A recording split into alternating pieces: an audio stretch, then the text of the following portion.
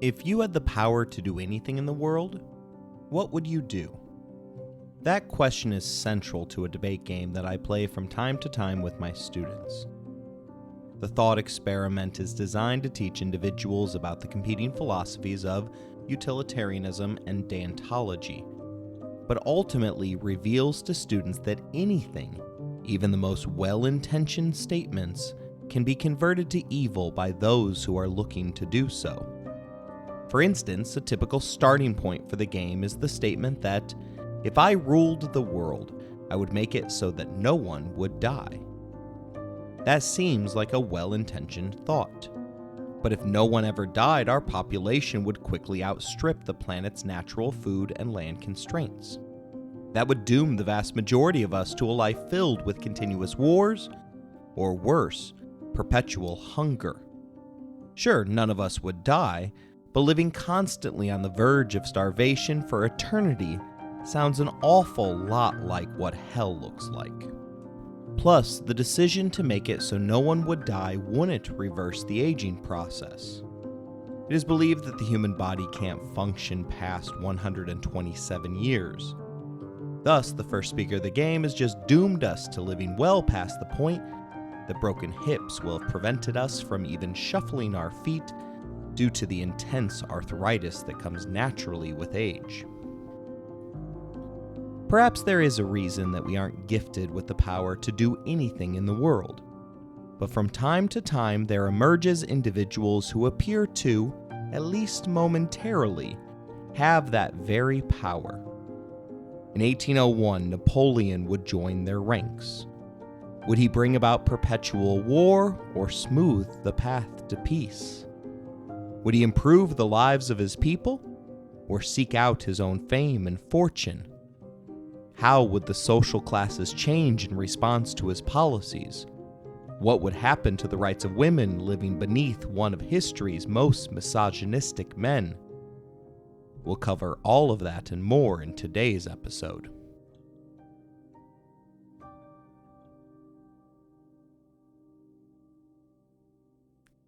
You're listening to Empires, Anarchy, and Other Notable Moments, a podcast designed for deep dives that assist in the teaching of history. This episode is the 5th of 8 in a series regarding Napoleon Bonaparte. Episode number 5, The Consolidation of Napoleon's Dictatorship.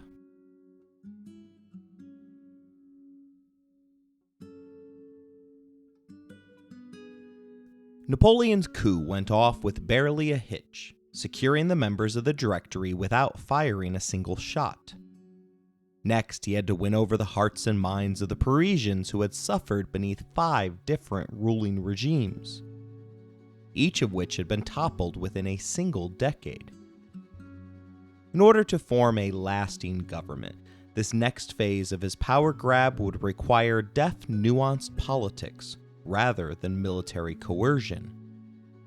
Historian Alan Forrest claimed as much, writing that the coup of 18 Brumaire was a complex and carefully orchestrated affair, involving a range of political factions and interest groups. Napoleon's ability to win on both types of battlefields is one of the things that made him truly special. He first sought to secure the generals of France, summoning them and demanding their loyalty. Only Bernadette was unwilling to pledge loyalty to Napoleon, for which the would-be despot had his brother Joseph shadow him for the rest of the coup. He next neutralized the governor of Paris by blatantly lying to him that director Paul Barras was a part of the Corsicans' governing plans. On the morning of the 18th, Napoleon attempted to have his wife Josephine lure director Gautier with an invitation for an 8 a.m. breakfast. The time triggered Gauthier's spidey sense, as all past invitations to the Bonapartes had occurred promptly at 10 a.m. Rather than refuse altogether, the coward sent his wife to spring the trap. Meanwhile, Emmanuel Joseph Sirius, Napoleon's closest thing to a partner in the coup, worked his political magic within the Legislative Council of Elders to waylay them via the use of obscure parliamentary procedure. Sirius, one of the 5 directors, thought that he was driving the day's events and sought to, quote, bring in Napoleon to his own efforts by legitimizing him via legislative mandate as the commander-in-chief of all troops in the Paris region. To accomplish this, he played on the council's fears of a Jacobin resurgence, arguing that only a strong military leader could prevent the immediate return of revolutionary violence. He also used his own deep reservoir of political connections and persuasive skills to sway key members of the council to his side. Sirius's action proved to be a critical step in the success of the coup, as it granted Napoleon a legitimate role in the government, allowing him to use his military power in the open to help overthrow the Directory. But there were 2 branches to France's legislative system, and the lower house, the Council of 500, began to question the events that were happening around them. But by this point, it was already too late for legislative intervention, as Napoleon had already been appointed the commander-in-chief. He even sarcastically swore in the hall of the Council of Ancients to solemnly uphold the Republic. From there, the little corporal collected his new army, fully aware that his reputation as a military genius preceded his arrival. With the army at his back, he approached 2 of his 3 remaining targets, Directors Gauthier and Jean Moulin. Approaching the podium, Napoleon calmly explained that the Directory was no more, as Sirius and Roger Ducos had both resigned their commissions. He then told a bold-faced lie to them that Paul Barras had also resigned, dissolving the 5-man executive branch. Gauthier managed to put the pieces together, a task made easier after his wife had hastily scribbled a note urging her husband to avoid Napoleon's breakfast party, at which she was still confined. After Gauthier's pushback in the front of the chamber, Napoleon had no choice but to place the men on house arrest.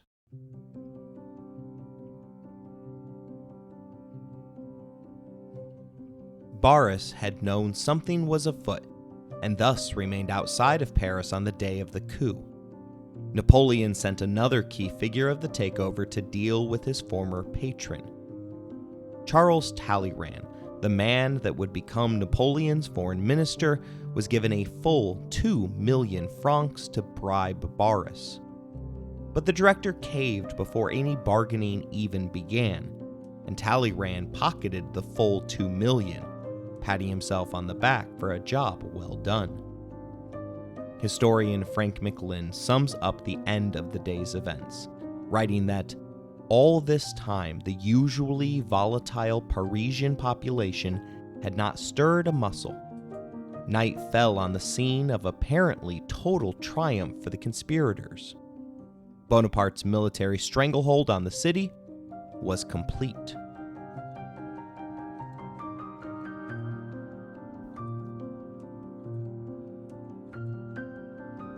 While most celebrated the bloodless coup, Napoleon coldly stated that today has not been too bad.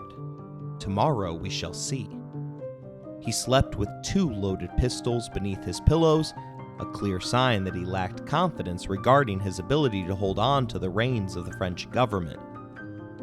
The members of the Council of 500 woke up on the 19th with clearer vision than they had displayed on the previous day. They were particularly convinced that they had been lied to regarding the imminent threat that had required their appointment of Napoleon as commander-in-chief. For the coup to truly be bloodless, he would have to secure the Assembly's approval. It was here that Napoleon's nerve finally broke, as he burst into the chamber, interrupting the debate over his authority. The simple act of his intrusion was an illegal action. Worse, his threats to the councillors resorted to the slurs of Caesar, Cromwell, and tyrant being hurled at him from those assembled. But Napoleon intended to walk in the footsteps of Julius Caesar. To the general, it wasn't an insult. It was his destiny.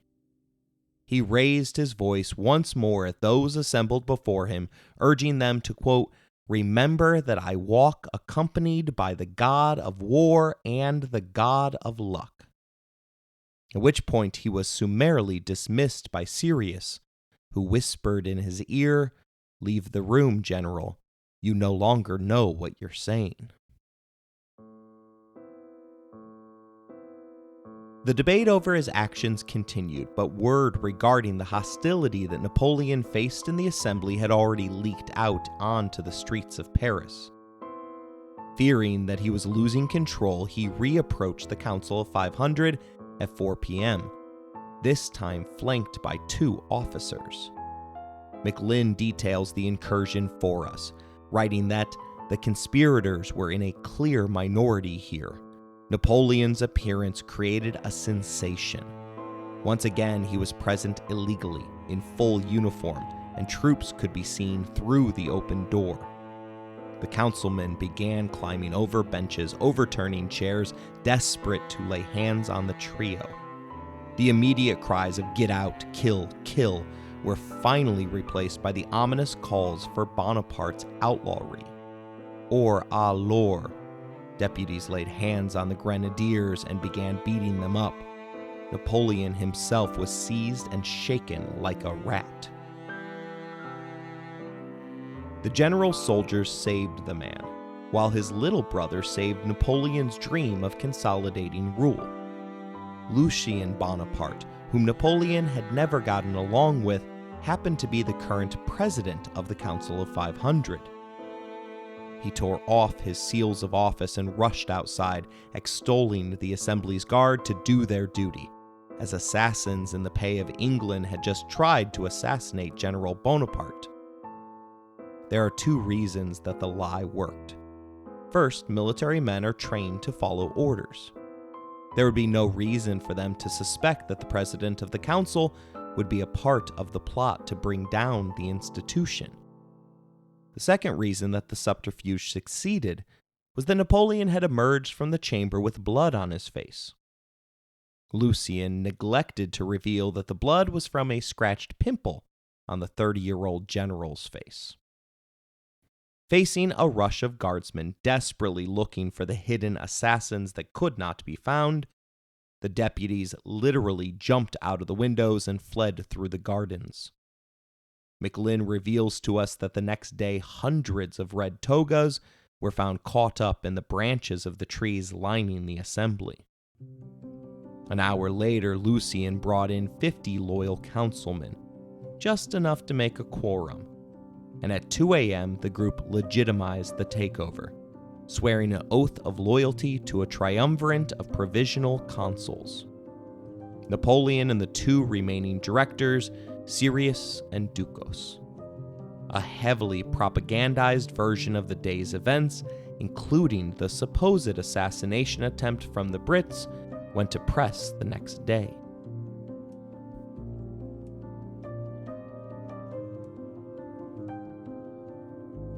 Napoleon took the title of First Consul, an old Roman term which had once defined Julius Caesar's role as the head of the government. In fact, it was Pompey's declaration that he was a consul without a colleague that had triggered Julius's crossing of the Rubicon to depose his former ally. Historian John Wolfe writes that the title of consul allowed Napoleon to present himself as the continuation of the republican tradition of government that had emerged during the French Revolution. It also gave him a veneer of legitimacy that he needed to rule effectively. Historian David Bell concurs, writing that by taking the title of consul, Napoleon was able to position himself as a symbol of stability and order in a country that had been racked by chaos and instability for years. It was a shrewd political move that helped him solidify his power. From the very beginning, the newly appointed first consul began to scheme for how to remove his 2 other fellow executives. He convinced a frustrated Sirius to retire to the countryside by gradually wearing him down. the former director turned coup leader, had been put in charge of writing yet another constitution for the French state. It was a harrowing process, one that resulted in Sirius gradually shifting his position to an advocate for a more democratic and representative system of government. This shift inevitably put him at odds with Napoleon. Frustrated with the length of time it was taking to enact the new document, Sirius tendered his resignation after an agitated Napoleon exclaimed that he could get a new constitution ratified in a week if only Sirius would retire. But his coup partner was only one obstacle, as the man had maintained strong alliances within the legislative branch. Napoleon wore these men down with the old military strategy of victory by attrition, forcing them to attend 11 successive meetings, which he purposefully prolonged deep into the night. McLean explains that he wore down the opposition of Sirius and his faction, prolonging meetings deep into the night and seeking to destroy his enemy through sheer physical exhaustion. In this contest, the 30-year-old Napoleon held all the cards. He had physical magnetism and presence. He could concentrate on details for hours on end without tiring, and he impressed everyone with his pithy common sense and exceptional intelligence. The new constitutional document was expertly ambiguous, simultaneously able to be read as establishing a truly democratic state or one that could be manipulated to create a dictatorship. It created a first consul with executive powers, flanked by two other consuls that served in an advisory role. They were in turn to be checked by 4 different assemblies. McLean reveals that Napoleon's brilliance was to paralyze the legislative arm with a maze of checks and balances, leaving the first consul, himself, with virtually untrammeled power. The constitutional document went to a nationwide vote and passed with more than 3 million votes in favor to a mere 1,562 noes. As one might imagine, there were a number of voting irregularities, including a forced rounding up of the yes votes in each precinct, and dumping in more than 500,000 army votes in favor of the document, even though those particular men had never actually been given the chance to vote. On December 12th, General Bonaparte officially became First Consul Napoleon. Unfortunately, he had inherited a nation that was in complete turmoil. McLean sets the picture for us, revealing that he had inherited a disastrous financial legacy from the Directory, and economics is less obedient to the dictates of consuls and premiers than our political factions. When he became first consul, the economy was in shambles. It was widely reported that only 167,000 francs remained in the state coffers. Highway robbery was rampant. Industry, trade, and finance were in ruins. There were beggars and soup kitchens in Paris. The navy was non-existent. The desertion rate in the army was at epidemic level. And yet Napoleon had to find the means of waging war for another full year.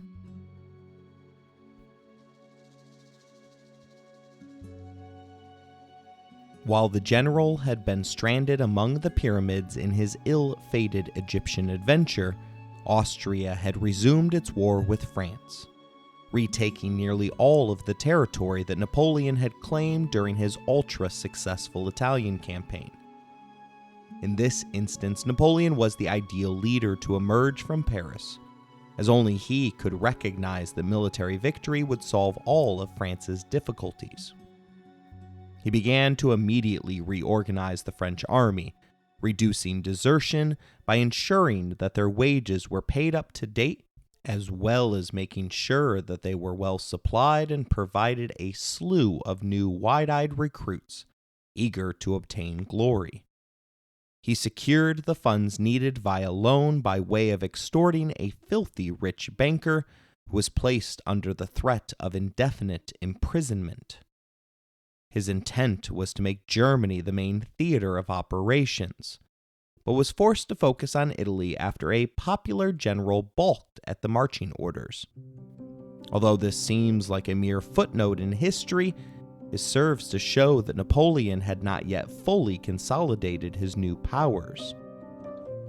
Although the general knew the battlegrounds of Italy well, the war was immediately hindered by the fact that Austria had also decided to make northern Italy the centerpiece of their own war efforts. Thus, the coming conflict would be strength versus strength. The first consul attempted to focus on his new political role, overseeing the renewed conflict, but continually found himself pulled to the front. For instance, he proclaimed to his secretary, "I'm bored with this convent, and anyway, those imbeciles will never take Fort Bard. I must go there myself." Once there, he solved the issues plaguing the French forces right away, by getting his artillery around the enemy positions, by ordering the troops to spread straw and dung along the streets to ensure that the dragging of their heavy artillery would not alert the nearby sentries. Once the heavies were in place, Napoleon bombed the fort into submission. His arrival at this key junction of the war is captured for posterity by Jacques-Louis David's masterpiece, Napoleon Crossing the Alps. The work of art was commissioned in 1801 by the King of Spain as a gift to Napoleon. In the painting, the first consul is depicted wearing his signature uniform and holding a raised sword in his right hand. His horse rears up dramatically, adding to the sense of motion and excitement. The landscape behind him is depicted in shades of gray and blue, with the snowy peaks of the Alps visible in the distance. The artwork naturally evokes the 16th century work of art by Jacopo da Pontormo, depicting Carthage's greatest general Hannibal crossing the same Alps. The truth of the story, however, was far less interesting, as Napoleon crossed through the pass on the back of a mule, rather than astride a rearing steed. Instead, the emperor spent most of his time slipping and sliding uncontrollably on the downhill stretches. Once he arrived on the leeward side of the Alps, he attempted to recreate his prior military successes, but barely managed to snatch victory out of the jaws of defeat at Marengo. It was at this battle that the last-minute arrival of French reinforcements turned the tide after a vicious 12 hours of combat. The victory resulted in a peace agreement, despite the fact that the Austrians remained in good shape to continue the conflict. The resulting Treaty of Luneville, signed on February 9, 1801, formalized the end of the War of the Second Coalition between the two European powers. Under the terms of the treaty, Austria recognized the French Republic and ceded its territories in Italy, Belgium, and the Rhineland to France. The treaty also recognized the independence of the Batavian, Helvetic, Cispian, and Ligurian republics, which had been established as client states of France during the course of the war. In exchange for these concessions, France agreed to respect the sovereignty of the remaining German states. The treaty didn't outlaw meddling, however, and the truth of the matter was that France would continue to exercise a significant degree of influence over them. The treaty also established a general framework for future negotiations between France and other European powers, which would henceforth be based on the principles of equality, reciprocity, and mutual respect. Historian David Chandler writes that the Peace of Luneville confirmed France's position as the dominant power in Europe and signaled the beginning of a period of relative stability on the continent. The entire exercise had been a gamble for the newly appointed First Consul, as every moment outside of Paris allowed his political enemies to further their inevitable moves against his regime. Still, he tarried for a bit in his old stomping grounds of Milan, taking on a noted opera singer as his newest mistress. The victorious general moved her with him to Paris, but was forced to break it off after finding out that his new mistress was soon cheating on him with a French violinist. After all, cheaters always expect you to be loyal, particularly while they themselves are being unfaithful.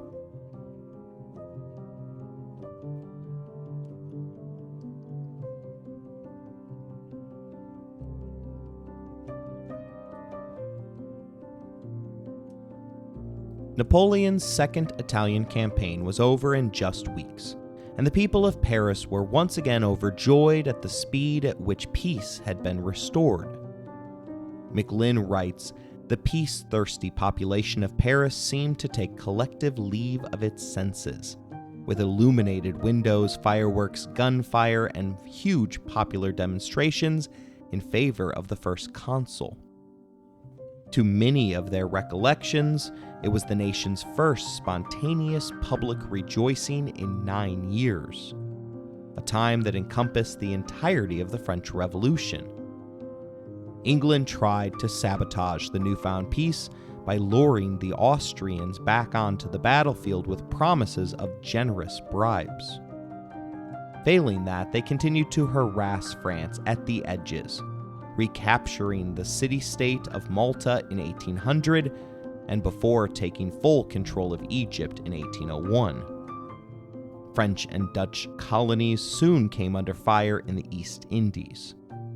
To deal with the issues, Napoleon engaged diplomatically rather than militarily, working his personal connections to Russian Tsar Paul I to form a League of Neutral Nations, comprising of Russia, Sweden, Denmark, and Prussia.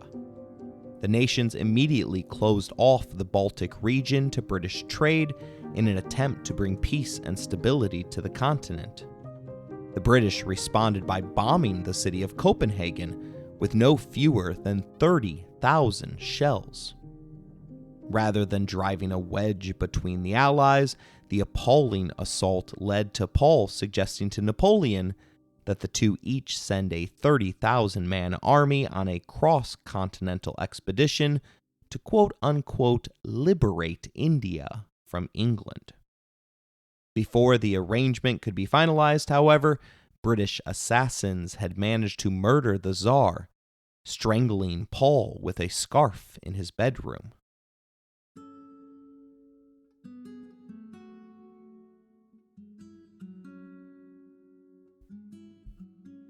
Worried at the potential for global escalation, France and England signed a treaty in 1801 that became known as the Peace of Amiens.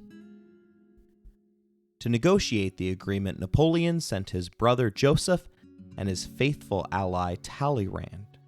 Although Joseph believed that lasting peace was possible, Talleyrand, experienced in foreign affairs, could immediately tell that, like the French, the British were merely playing for time, establishing much-needed breathing space before the inevitable resumption of hostilities.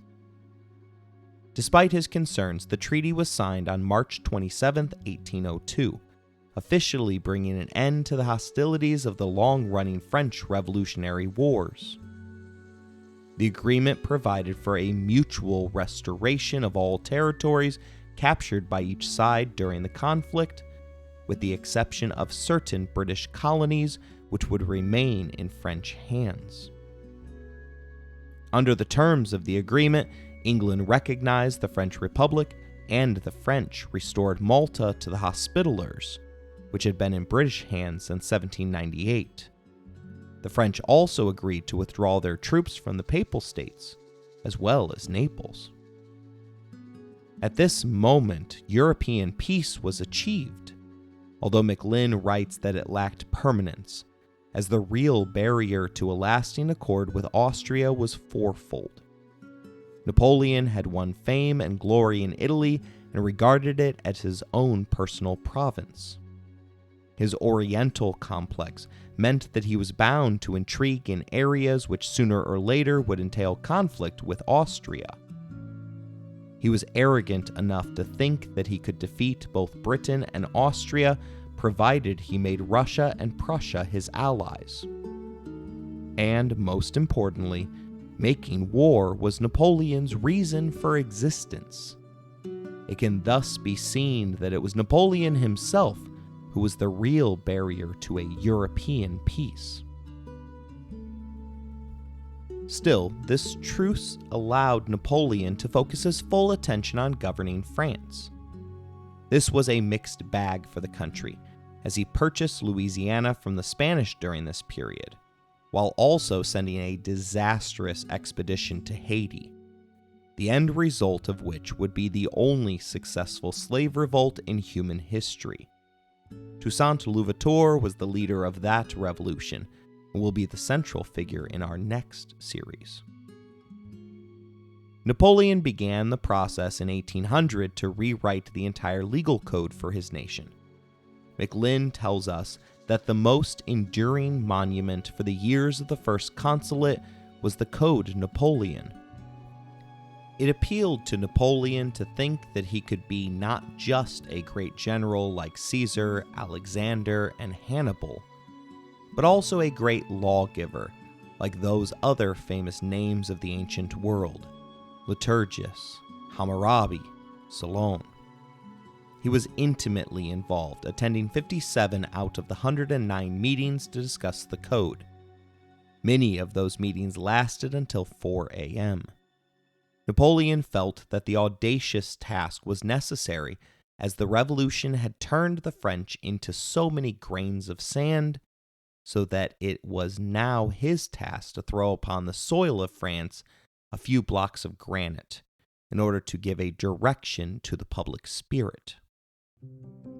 Unfortunately, the new legal code continues all of the first consul's biases. It heavily favors the wealthy, which were the primary source of Napoleon's popular support. In fact, a citizen emerged with minimal rights if they did not own any property. These individuals were banned from joining unions, survived beneath constant police supervision, were forced to carry identification cards, and imprisoned if they went on strike. Worse, however, was the fate of women. Beneath the code, women were denied the right to own property, control their own wages, or make legal decisions without the permission of their husbands or male relatives. Women were also forbidden from serving as witnesses in court, and divorce was made more difficult to obtain for women than for men. Napoleon himself famously stated that the laws concerning women should be the same everywhere, since they are half of society. Yet the code he introduced did not reflect his sentiment.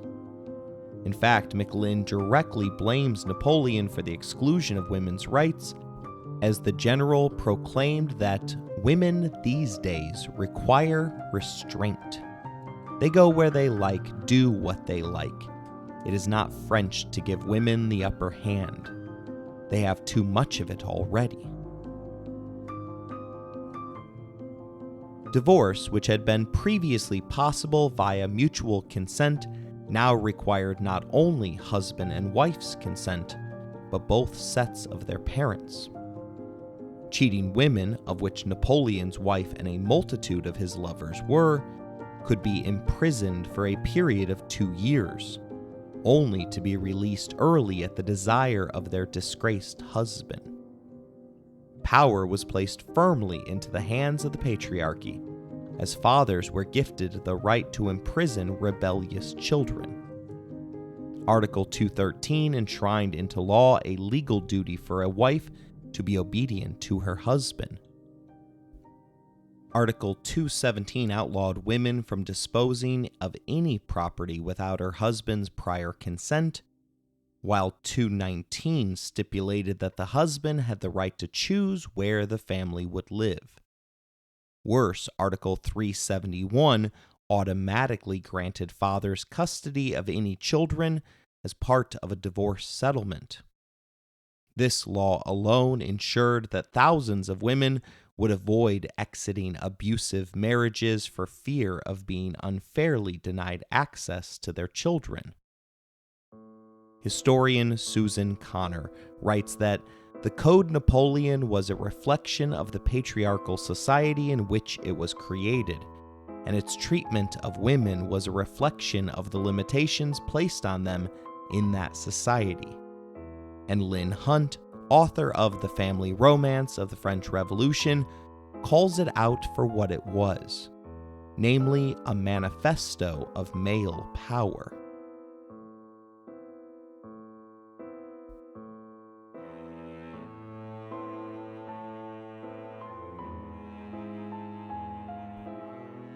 After authoring the legal code for his nation, Napoleon attempted to get his own house in order, beginning with his habitually unfaithful wife Josephine.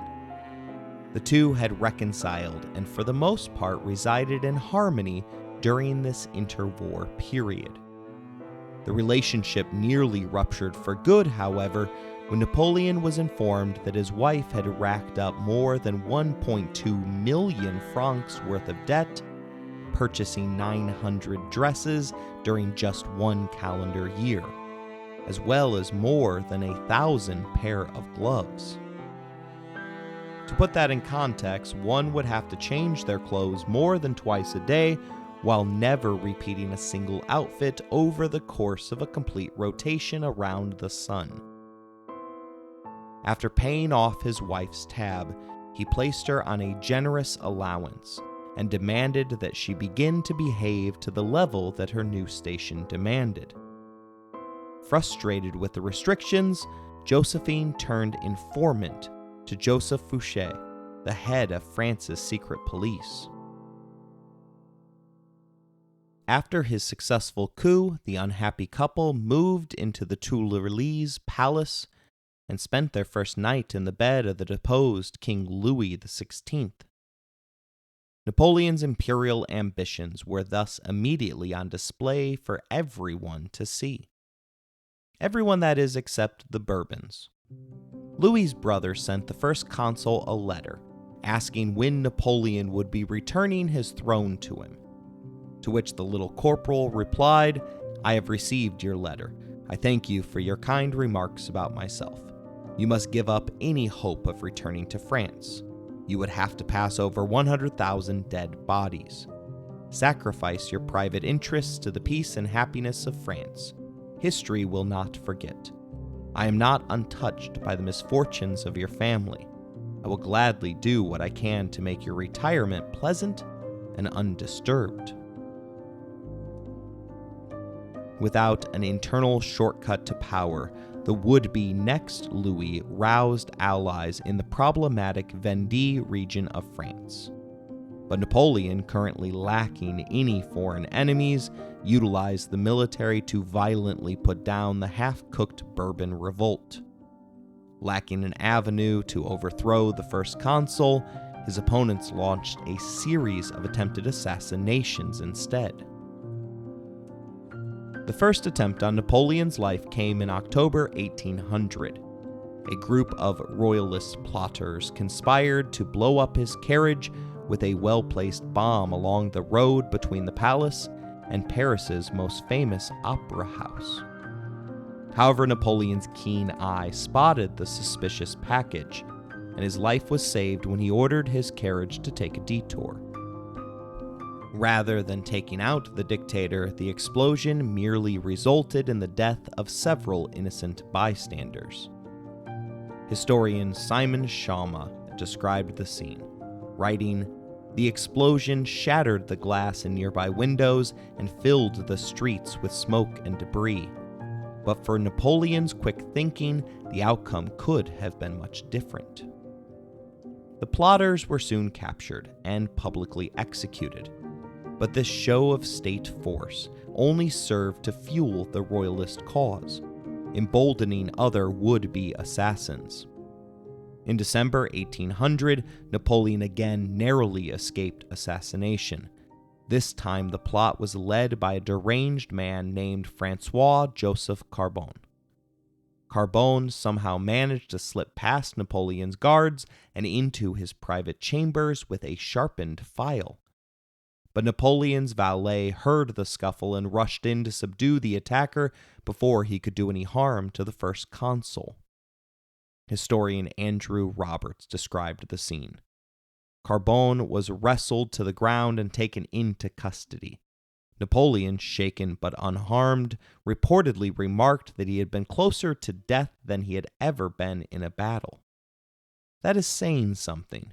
Keep in mind that this was a man who had been knocked over by the wind of a cannonball, had had multiple horses shot out from underneath him, and had been left for dead on a battlefield with an English pike lodged in his inner thigh.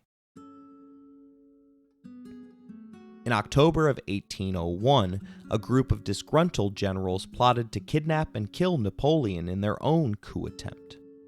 The plot was discovered, however, and the ringleaders were swiftly arrested and executed. But this would not be the last time Napoleon's rule faced an inside threat. In 1804, a group of royalist conspirators hatched a plot to blow up Napoleon as he crossed a bridge. But the traitors were subsequently betrayed, and the authorities were waiting for them as they rigged their explosives. They were rounded up and executed, but not before one of them, a man named Caudal, famously declared, "The dagger is the only way to deal with Bonaparte." Finally, in 1804, Napoleon faced perhaps his most famous assassination attempt. A group of conspirators colluded to blow him up during a ceremony at an opera house. But once again, Napoleon's instincts saved him. As he made his way to his box, he noticed a suspicious package and ordered it removed. The bomb exploded harmlessly in the courtyard. Historian Alan Shorm describes the scene. The explosion was deafening, but miraculously no one was hurt. Napoleon, always the showman, emerged from his box unharmed and proceeded with the performance as if nothing had happened. With all of these attempts on his life, it is no wonder that Napoleon once remarked, "I am surrounded by enemies, and I sleep with a dagger beneath my pillow." Despite the repeated attempts on his life, Napoleon managed to successfully win over the people of France. He was able to achieve this by first restoring the Catholic Church. The French Revolution had essentially outlawed the Catholic faith in France in favor of secularism, a fact that was greatly resented by the nation's rural populace. The Church's priests had been first forced to swear an oath of loyalty to the state. Those who refused were imprisoned and placed upon lists for execution. The Church's property had been sold off to the highest bidder, and Pope Pius VI had remained a virtual prisoner of the Directory of Rome, a government that had been established to rule over the Roman Republic after Napoleon had conquered the territory in the First Italian Campaign. McLynn reveals that the papal prisoner was denied his servants and even the use of his hands. He was forced to eat like an animal from a trough and drink from a pail. Guards refused to allow him any privacy, not even a partition to shield his chamber pot. He was often deprived of proper nourishment and medication, and could hardly have imagined a more miserable existence. Despite his age and infirmity, the Pope never lost his composure or his faith, and was always polite and dignified in his dealings with his captors. Upon his passing, Pius VII was elected by the conclave, immediately receiving word from the First Consul that there was an opportunity to restore the Catholic Church of France. For Napoleon, it was an opportunity to enlist more than 40,000 priests to begin preaching support for his regime. The two sides entered negotiations, during which Pius came away mistakenly feeling that he had gotten the better end of the deal. The subsequent treaty, which was officially signed only after Napoleon had threatened to forcibly occupy Rome, became known as the Treaty of Concordat. By signing, Napoleon recognized the Roman Catholic faith as the religion of the majority of his people. The position of First Consul would be granted the right to nominate bishops, but his power was checked by the Pope, who was the only one that could ratify their appointment.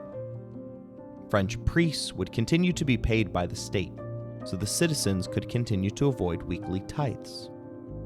The biggest win for Napoleon was that he wouldn't be obligated to return any of the church's former property. Still, he wasn't prepared for the hornet's nest of angst that was stirred up as a result of rolling back the French Revolution's desperate attempt at establishing a purely secular government. To reassure those upset, Napoleon agreed for the state to also pay the salaries of any Protestant priests as well, in an attempt to claim that the French state wasn't playing favorites.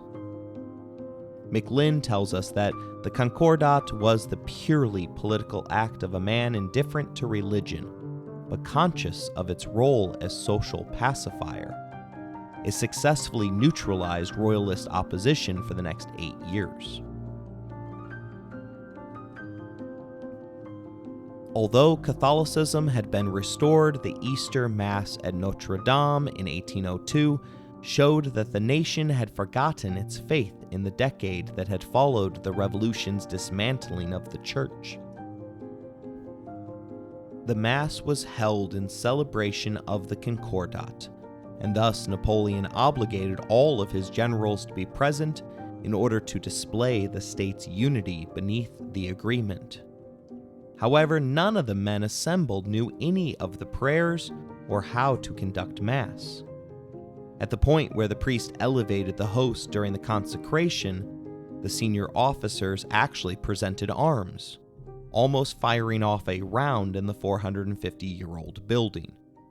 With so many guns present, one would have feared for Napoleon's life if the priest had let loose an Easter bunny for the occasion. One of the First Consul's chief allies, General Augereau, was among those disgusted by the signing of the Concordat, sarcastically remarking to his boss that the only thing missing from the Easter service were the 1,000,000 men who died to overthrow what you are now setting up again.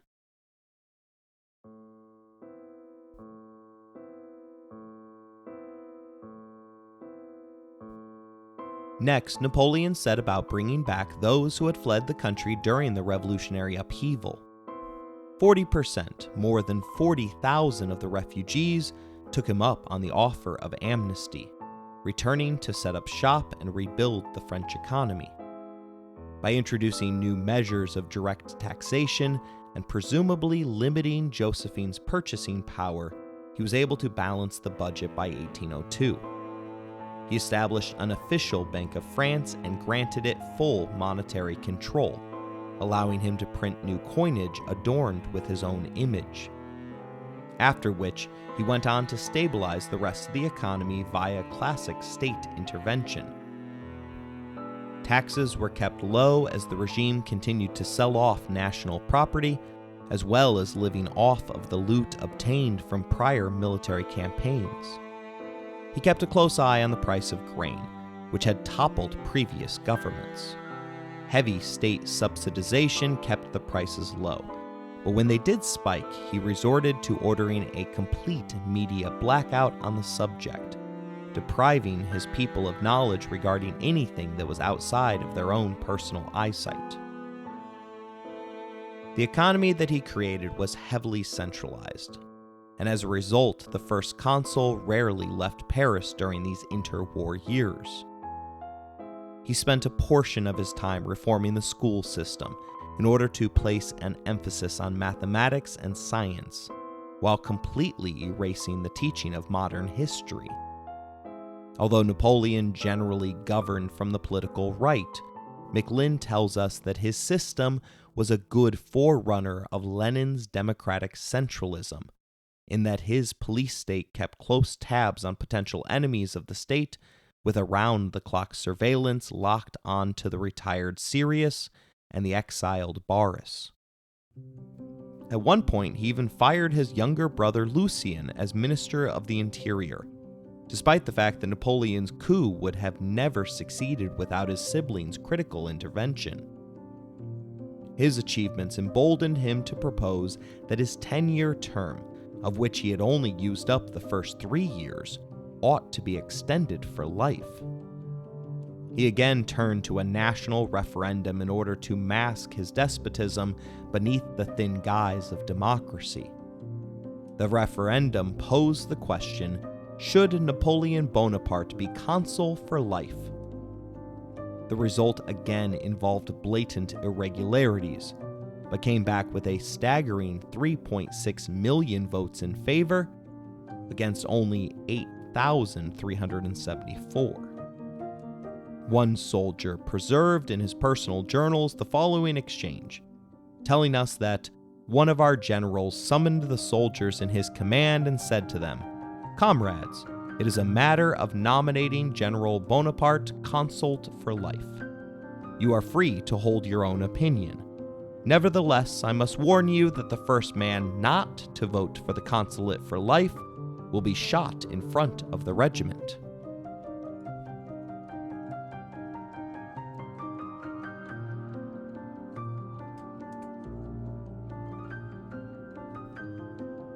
Now fully assured of his power, Napoleon neutralized the assemblies, confiding in his brother Joseph that the Senate was destined to be a body of old and tired men incapable of struggling against an energetic consul. From this point, his imperial tendencies only grew. He began holding military reviews in the same manner that the Bourbon kings had, arriving in brilliant red uniform to inspect his ceremonial consular guard. Dinner parties were held in the opulent ballrooms of the ancient regime's palaces, and elaborate balls in his honor were held at the opera house. For such occasions, he rewrote the nation's formal dress code for both men and women, including silk knee breeches and cocked hats for the men, while the women of the court were suddenly obligated to don white dresses. The color was determined to be a visible symbol of their loyalty to the new regime. The choice was also intended to distance Napoleon's regime from the excesses of the previous aristocracy, who had been associated with the opulent and colorful fashions of the ancient regime. White, on the other hand, was seen as a color of simplicity, purity, and republican values. It was also associated with the ancient Romans, whom Napoleon was obsessed with. The shift towards white was also part of a broader effort to create a new French identity based upon the principles of the Revolution, one that could compete with the traditional European powers. By promoting a more modest and egalitarian style of dress, Napoleon and Josephine hoped to visibly signal their commitment to the ideals of the Revolution as part of their wider efforts to win the support of the French people. Each attempt to publicly signal loyalty to the Revolution was undermined by his behind-the-scenes actions, each of which placed Napoleon on a pedestal unmatched by all but the Sun King. He moved his personal residence to the Palace of St. Cloud and spent millions of state revenue, making it every bit as visually striking as Versailles, the centerpiece of which was his placing of David's Napoleon crossing the Alps, which hung beside what was known as the most beautiful staircase in all of Europe. Installed during the reign of Louis XV, the stairwell was constructed entirely of marble, with each step having been carved from a single block of stone. The railing was made of gilded bronze, complete with intricate detailing and decorations, including garlands of flowers and sculpture of angels. Napoleon's birthday was even determined to be the nation's newest public holiday. All of this was tolerated because Napoleon was the man who had brought peace to Paris. From 1801 to 1803, the nation overflowed with tourists, particularly from England, as France had been determined to be off limits during the revolutionary years to anyone who didn't have a death wish. But alas, the time of peace excess was coming. By the time the calendar was turned to 1804, Napoleon, the First Consul of France, would once again have to become known as General Bonaparte, as England was hell-bent on reigniting their ancient conflict with France. We'll cover the war for Europe's soul over the course of our next 2 episodes.